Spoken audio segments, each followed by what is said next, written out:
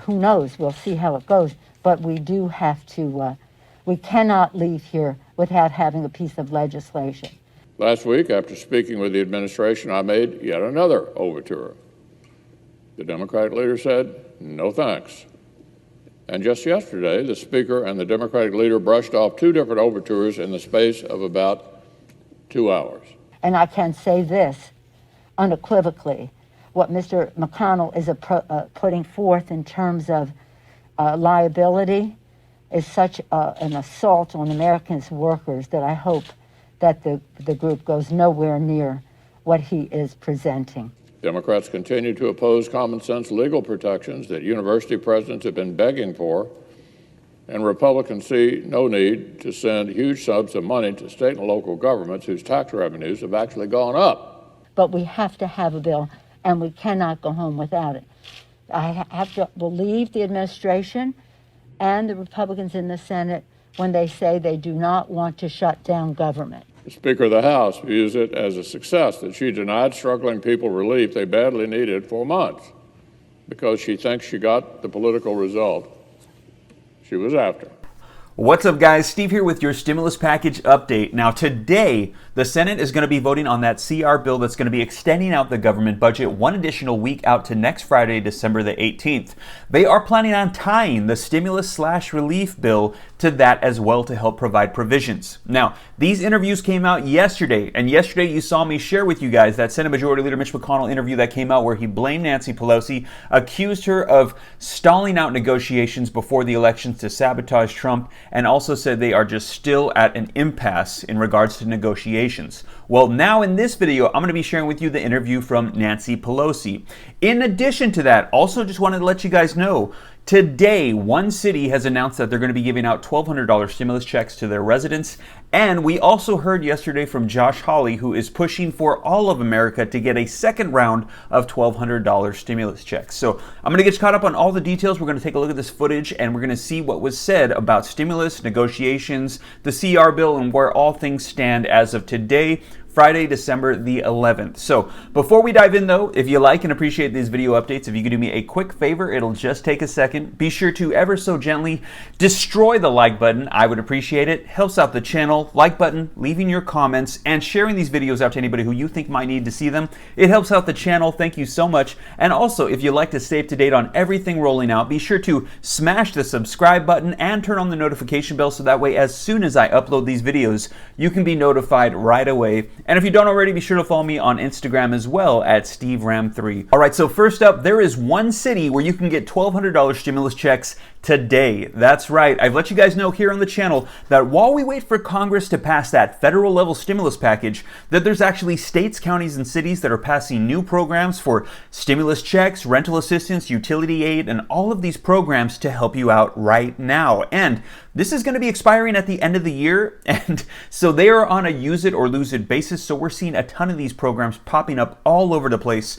And today, if you are in the city of Houston, Texas, go get your $1,200 stimulus check. Link in the description below to the article that also has a link to where you can apply. Now, the article reads, Houston residents can apply for $1,200 in direct cash assistance. And it says, updated December 7th, Baker Ripley, the organization tasked with distributing Houston's recovery fund, established a website for questions and direct assistance for funds.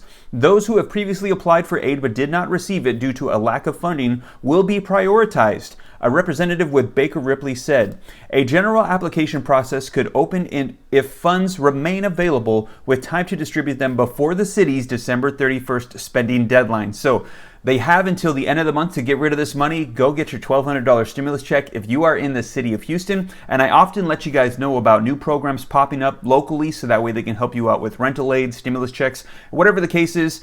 Be sure to look them up. Just go to Google News, look up rental assistance, stimulus checks, CARES Act grants, funding, things like that, so you can get help today while we wait for Congress. Now, speaking of stimulus checks, in yesterday's video, I let you guys know that Senator Josh Hawley, the Republican, came out and said, we need to get checks to the American people. The American people should be first, not last. He said that he's hearing his colleagues say there's just not enough money left over for stimulus checks for people. And he said, no, we should start with checks and then fill in the blanks after that. which it was a really awesome speech. If you didn't see it, be sure to check out the video from yesterday where I shared it.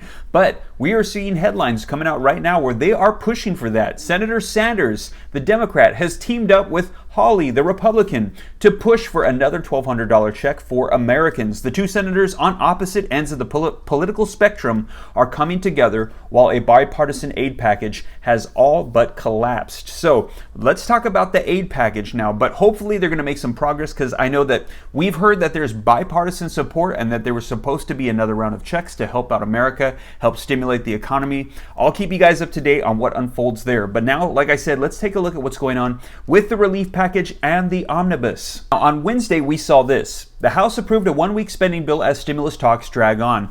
And that extension is going to be the extension, the CR continuing resolution bill, that's going to allow the budget to continue out one more week. They're going to extend it out till December 18th, 1 week from today. Now, this is going to allow them to get all the kinks worked out of the budget. And in addition to that, they want to tie that stimulus/relief bill to that budget and get that passed as well, to help extend out all of the provisions that are going to be expiring at the end of the year. Now, it passed in the House, it's in the Senate. We're waiting on the Senate to vote on it. Now, we're seeing articles coming out that say Senate is squabbling, sparking potential shutdown threats, because if they don't pass it, we're going to have a government shutdown. But we all pretty much believe that they're going to pass it. The president's going to sign it, because today is the deadline. And if they don't pass it, well, there's going to be a lot of news to report coming out here very soon. All right, so let's take a look at this Speaker of the House Nancy Pelosi interview that took place yesterday. Now, in this clip, I'm going to be sharing with you, she's going to be responding to 3 questions. The first is going to be the stances of the 2 different bills and negotiations. The second is about the deadline for the 18th. And she says she's hopeful that they're going to get something done, but she said potentially they might have to go out further, and as long as they get something done by the end of the year. Now, I hope that they get something done before then and we don't drag this out even further an additional 2 weeks. And lastly, she talks about the eviction moratorium and should we be worried currently with that set to expire at the end of the year. So let's go ahead and take a look at this interview right now.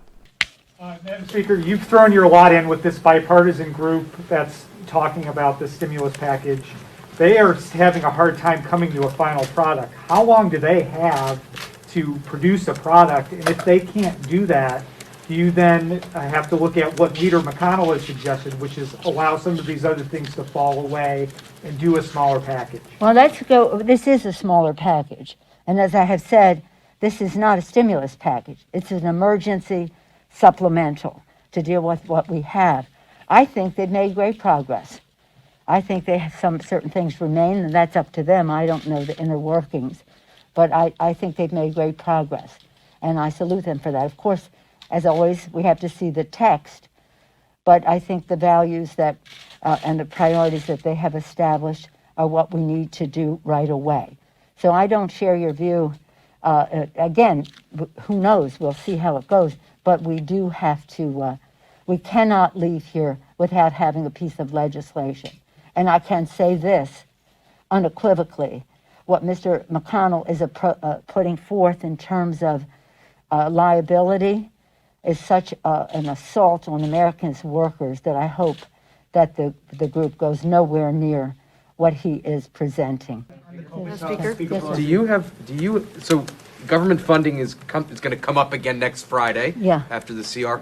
Could you give us a sense about, I mean, you know how these packages work. Yeah. When do they need to come to some sort of agreement on a relief or a rescue, whatever you're calling it, package? I mean, it's Thursday today, so there's 7-8 days until this is reconsidered.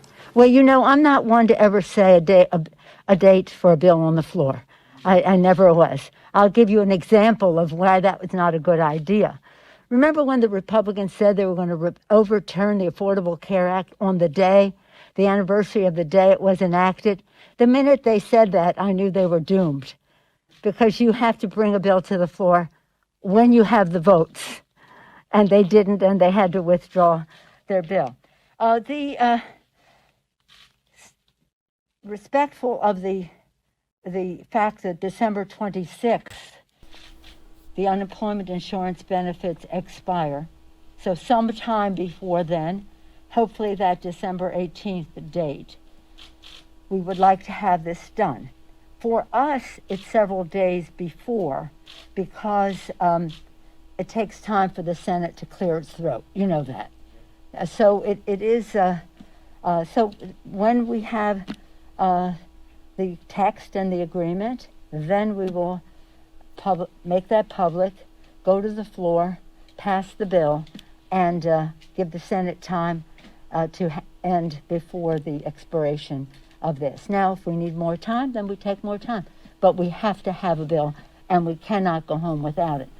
I have to believe the administration and the Republicans in the Senate when they say they do not want to shut down government, that it is possible to do the omnibus, and we're close there. I mean, there's still some concerns, but that's the way it always goes. And then the COVID added to that. In order to have the COVID added to omnibus, you have to have an omnibus. And so we're working on dual tracks on that. But I would hope that it would honor the December 18th deadline.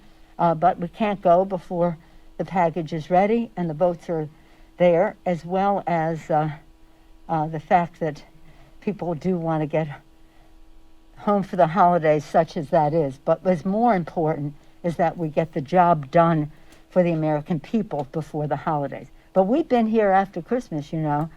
We were here 5 years ago. We were here 5 years ago on the budget, and I can tell you stories about that if you want. So it you know, again, it has to be done before year's end in order to keep government open. We want it before December 26th, even though it could be retroactive, so that we remove all doubt. And my view is, as an appropriator myself and a negotiator, what's the difference? Just make a decision. Just make a decision so that we can move forward. Yeah. On a related note, Question. how worried should American renters be at this point that the eviction moratorium will be allowed to expire? Well, I think that we should extend the moratorium. And there is funding for rent in this proposal, which is one of its appealing features that the McConnell proposal does not even reference. But it's one thing to have money to pay the rent, and that's a big advance. It would be important to extend the moratorium too, but again, that's the part of their negotiation. Thank you all very much. Thank you. Well, there you guys have it. That was the interview that took place yesterday with Speaker of the House Nancy Pelosi, and you guys heard her respond to those questions, and she pretty much said that she's hopeful that we're going to be passing the CR bill in the Senate today that's going to be extending out the government budget deadline one additional week, and hopefully will tie some stimulus relief to that bill as well. Now, we're going to be hearing on that today, and as soon as I hear, I'm going to try my best to hop on and share with you guys so that way you're up to date. And once again, if you like and appreciate these video updates and you haven't already, be sure to just smash that like button. I would appreciate it. It helps out the channel. And also, if you're not already a part of the viewing community and you would like to stay up to date on everything, be sure to smash the subscribe button and turn on the notification bell so that way as soon as I upload these videos, you can get notified right away. And if you don't already, be sure to follow me on Instagram as well at SteveRam3. Well, you guys, I hope this reaches you well. I'll be sure to keep you up to date if I hear any updates. God bless. Take care. This is Steve.